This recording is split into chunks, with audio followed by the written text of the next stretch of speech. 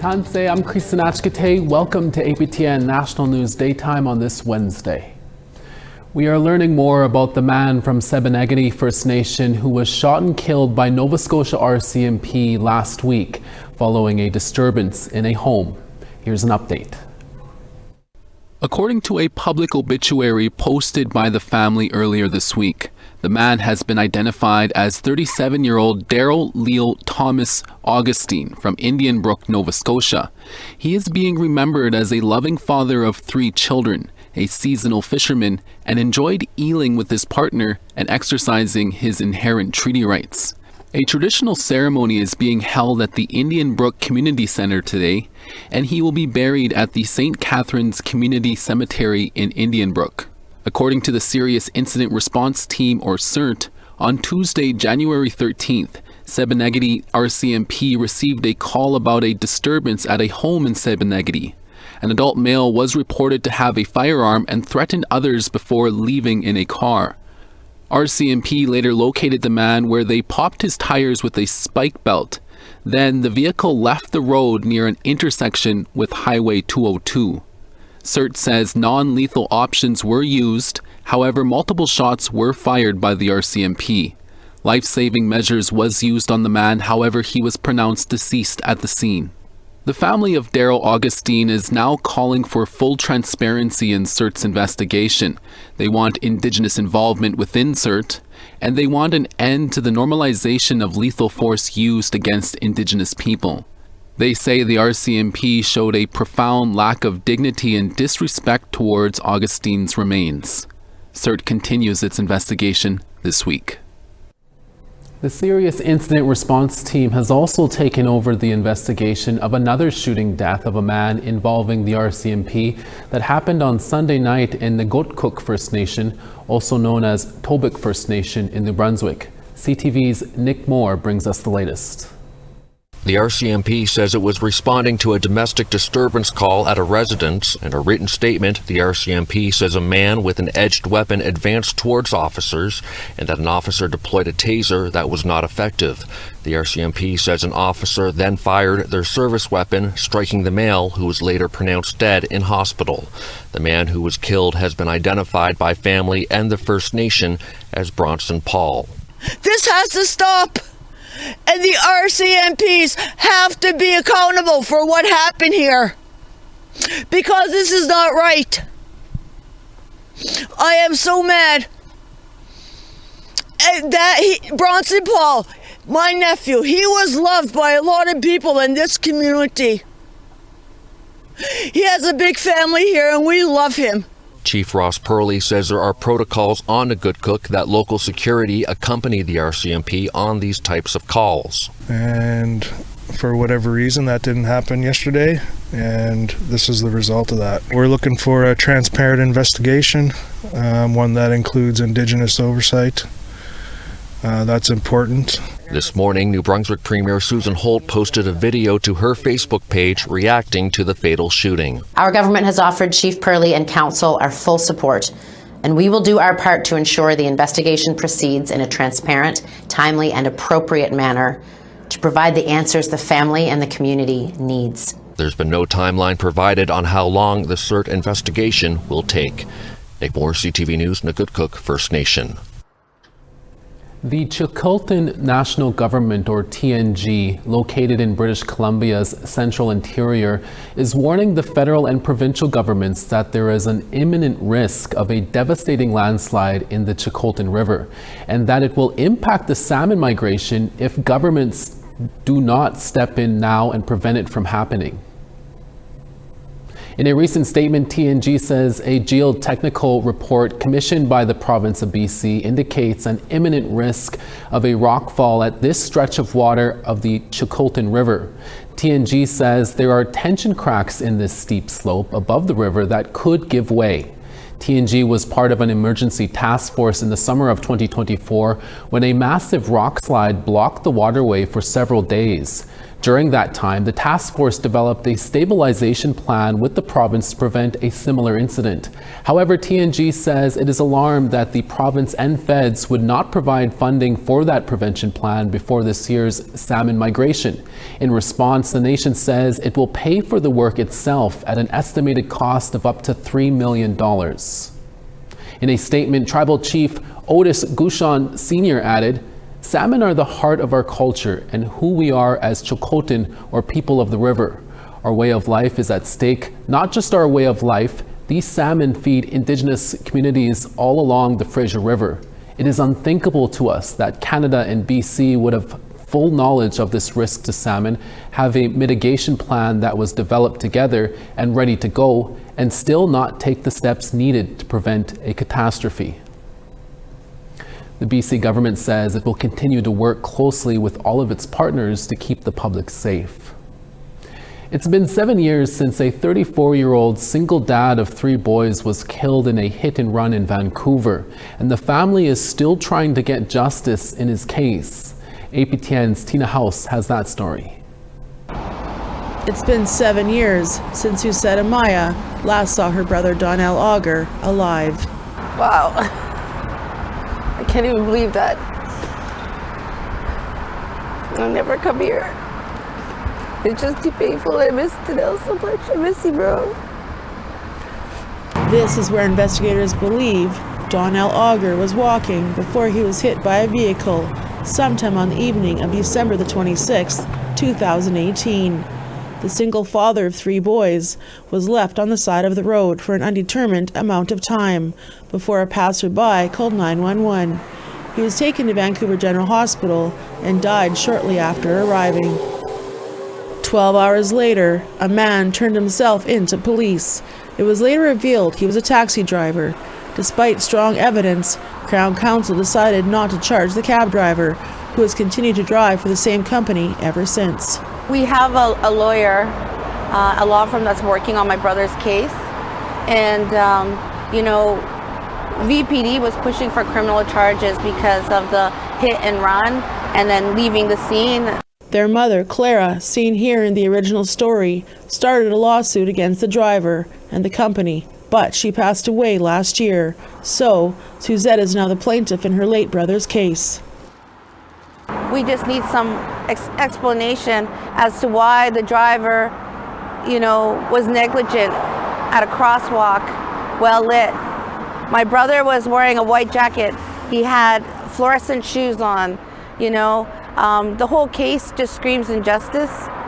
And so, we're hoping that justice will be served. However, Amaya says it's been a challenging time to get justice. It's really difficult when the person who hit my brother, we've been trying to go to court and discovery, but he doesn't understand English. And then the person requested translation and now doesn't understand his language. So it's very frustrating when you're going through your case and you're reading all these things that are happening, you just want it to be resolved. How can anyone be driving anything that's public transit or service for community when they don't understand the language? Darrell's 3 boys are now orphans, as their mother also passed just after their dad. For Suzette, the grief and loss are immense, and she just wants closure and justice for her brother. And he's deeply missed. He brought joy to so many people's lives, and our whole family and all his friends, we miss him every day. These allegations have not been proven in court at this time, and a court date has not been yet set in this case. Tina House, APTN National News, Vancouver. Nunavut's government raised the flag of Greenland today to show solidarity with the neighboring territory. All members of the Legislative Assembly are in Iqaluit this week for a full caucus meeting. Government leaders say it's a good idea to show support for Greenland as annexation threats continue to come from the United States. Nunavut's House Speaker David Jonasi organized the flag raising to honor the government's relationship with Greenland, as well as the personal ties many have. This past weekend, about 100 people showed up at a solidarity march in Iqaluit to show their support for Greenland. Janassi says it was inspiring to see. A peaceful protest of that nature, it's all towards democracy. And this is what our legislature stands for as well.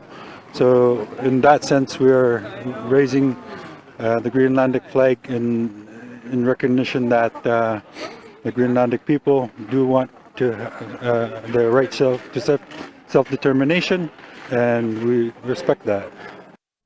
And a reminder that we have 2 reporters on the ground in Greenland now. They'll have stories rolling out in the coming days.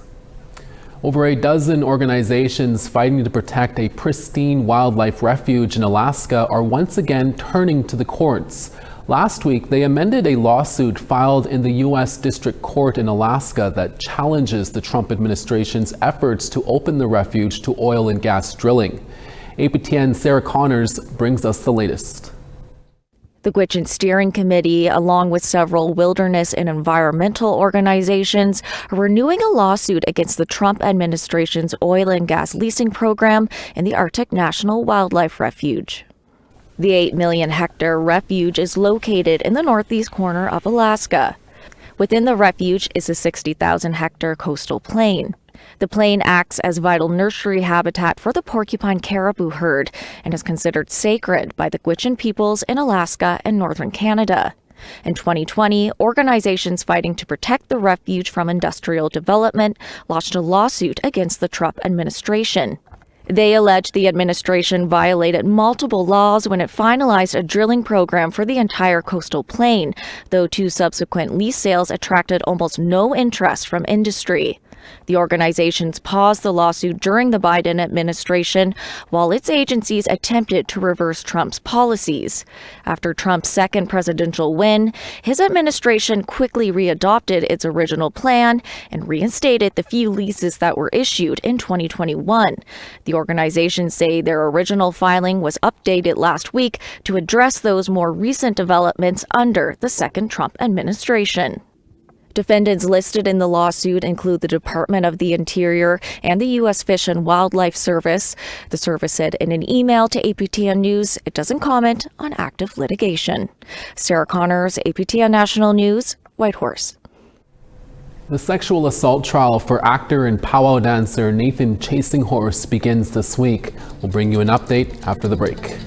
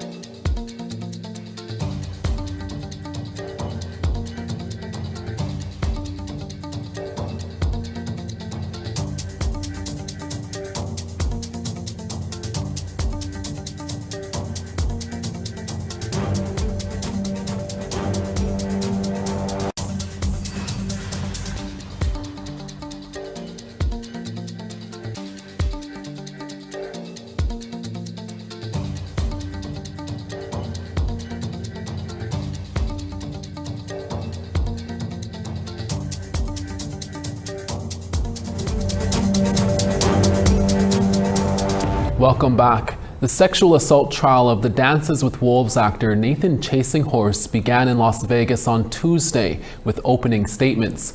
Prosecutors accused Chasing Horse of using his reputation as a medicine man to prey on Indigenous women and girls. Chasing Horse's defense attorney says he is being falsely accused. And a warning, some of the details here are disturbing. Here's an update.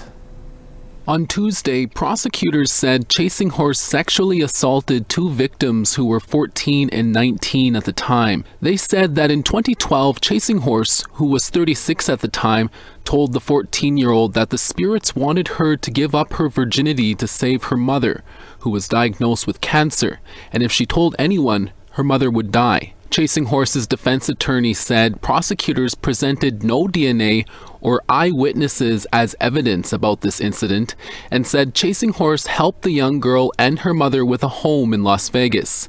Chasing Horse is known as the character Smiles a Lot in the 1990 movie Dances with Wolves. He's pleaded not guilty to 21 charges, including sexual assault and sexual assault of a minor. The trial continues this week. The Sturgeon Lake First Nation in central Saskatchewan is celebrating this week because they are one step closer to building their own multi-million-dollar Child and Family Services building. The Cree Nation announced Monday that they have approved construction of a $22.79 million Child and Family Services building.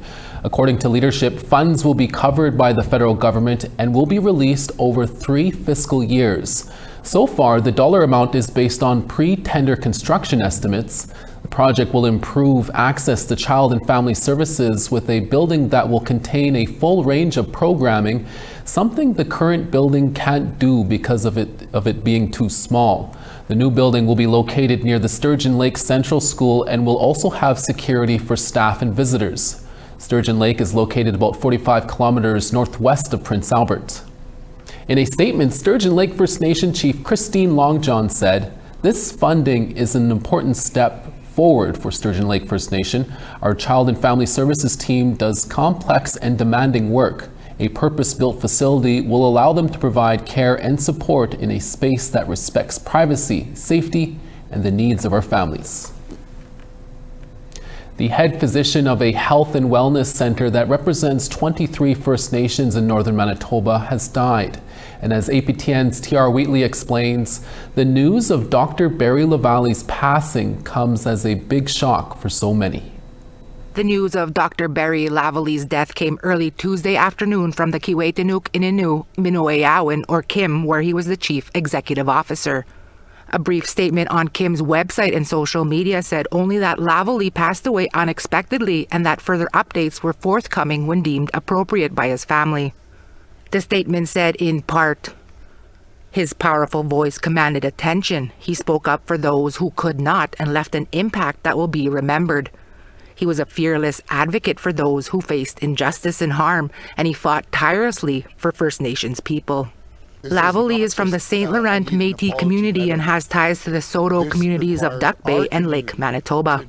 In 2022, he was awarded the Medal of Excellence from Doctors Manitoba for his years of advocacy and for his work helping Indigenous communities during the COVID pandemic. On another note, Dr. Lavallee was accused of anti-Semitism from the B'nai B'rith for some of his comments on the war in Gaza. However, Lavallee was also recognized by many Indigenous organizations during the pandemic, including the Manitoba Kiwetanui Ugamaganuk organization, who are also sending condolences on the loss of Lavallee. In a statement, MKO Grand Chief Garrison Settee said, "During the COVID crisis, Dr. Lavallee guided our nations with a steady hand without fear, ensuring citizens from Northern First Nations had priority to vaccinations. He reminded us of what true service looks like, and we will carry his teachings forward." As news of his passing continues, condolences are pouring in from all over Canada and the world. TR Wheatley, APTN National News, Winnipeg. Thanks, TR. We now want to tell you about this week's second web poll question. Over on our website, we ask, how often do you fact-check claims made on social media? The options are all the time, sometimes, rarely, or never. Go to our website at aptnnews.ca to have your say. We have more news after the break. Don't go away.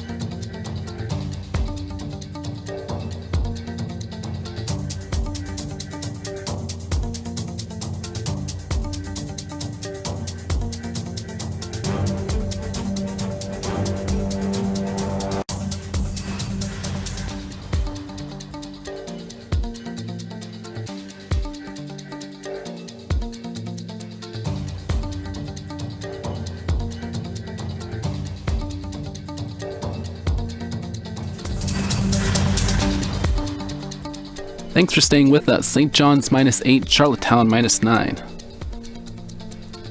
Nain -20, La Grande River -29. Saguenay -18, Quebec City -10. Flurries in Toronto at -5, London -7. Wawa -14, flurries in Elliott Lake at -6. Norway House -23, God's Lake -22. -14 in Winnipeg, Princess Harbour -20. Clear skies in Regina at -14, Saskatoon -18. -18 in La Ronge, Buffalo Narrows -20. Fort Chipewyan -30, Fort McMurray -25. -10 in Lethbridge, Red Deer -17. 4 in Campbell River, 4 and cloudy in Vancouver. Fort Nelson -14, Prince George -6. -15 in Whitehorse, -23 in Dawson. Watii -30, Yellowknife -27. -20 in Colville Lake, Inuvik -16. -30 in Baker Lake, Chesterfield -29. And Resolute -27, clear skies in Igloolik at -28. Now to our friends in Australia. Dung Hati model Samantha Harris is stepping into a new chapter of her career, releasing her first book, an inspiring and deeply personal memoir called Role Model. Co-written with her mother, the book follows the model's incredible journey from launching her modeling career at just 13 years old to becoming Australia's first Indigenous supermodel. NITV caught up with Samantha Harris and has this interview.